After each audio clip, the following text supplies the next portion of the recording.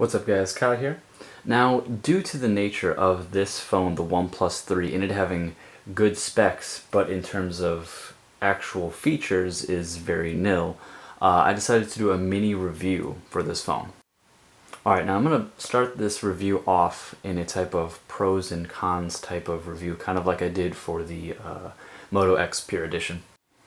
Alright, now what I mean by this phone is kind of lacking in features. It definitely makes up for it in hardware and good price, so this is not a bad phone by any stretch of the word. I would always recommend somebody to get this phone. The $400 phone, good price, top-notch specs. But as I said before, in terms of features, all outstanding features of this phone are things such as USB Type-C, which is also USB 2.0 header inside, so it doesn't get the benefits. Turbocharging is very fast on this phone. That's always a good feature. The aluminum body is kind of sharp, kind of slippery. It's not my take, but it definitely makes the phone look good. The touch sensor on the phone is very fast, albeit inaccurate, which is definitely a part of the cons. The camera sensor is very good on this phone. It's also a con that not only does it protrude quite a bit, but in such a fashion where it's very noticeable. I mean, they could have made it a type of radius to go over the bump so it's not as noticeable, kind of like the Galaxy S5. The alarm switch on the side of the phone is definitely welcomed. I mean, no other Android device, maybe some other Chinese knockoff phones, have this. It's definitely welcome to always have a button on the side of the phone, such as maybe the S7 or S6 active.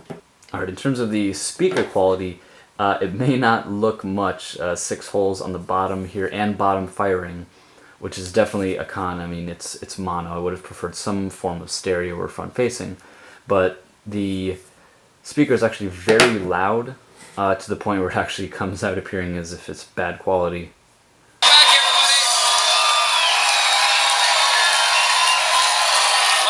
The audio quality when making calls is very good, but the actual signal strength of this phone, as you guys know from my other videos, where I work is in a concrete building, so generally with AT&T, the carrier that I have, it's very bad signal.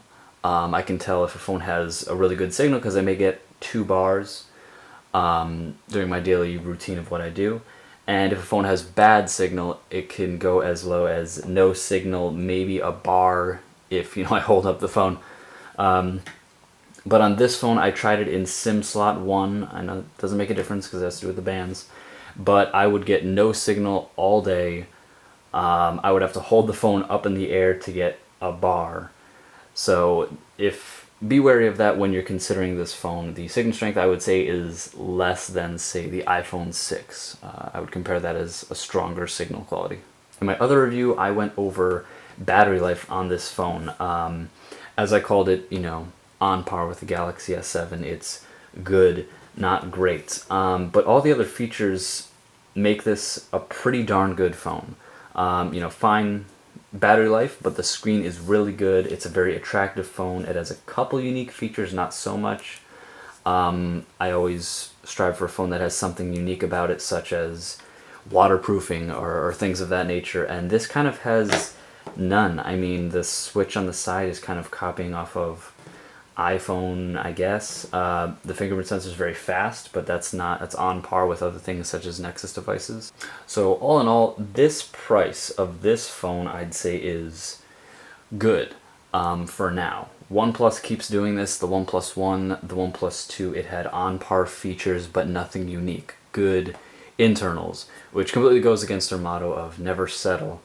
I mean, you're definitely settling with this phone, and especially with other Chinese smartphones coming out, such as Blue phones, that are way lower in price, and they are a little bit worse in terms of specs, hardware and such. But that's all going to change when other phones come out and they realize they can bump up their specs a little bit. Blue's got a couple of phones that are high-end that pass up any phone currently. So in conclusion, this device is good. It's good for what it is, and it's good for the price, but that's not going to be that way for long. They need to change up and make something unique about this phone. Wireless charging would be a very minor thing to add, but it would give it some differentiating factor. I mean, this phone is as good as other phones. You know, the Galaxy S7 I keep comparing it to because it's got a lot of the same internals, but it's got a 2K screen, slightly smaller, which I like, a little bit better design, waterproofing, and yeah, it's more expensive, but rightfully so. So I'd say this phone is kind of boring and expected, but a good buy for the price. Well, that's about it, guys, for my mini review. I hope you liked it. Like this video if you did. Please subscribe for more. And catch you guys in the next one. Later.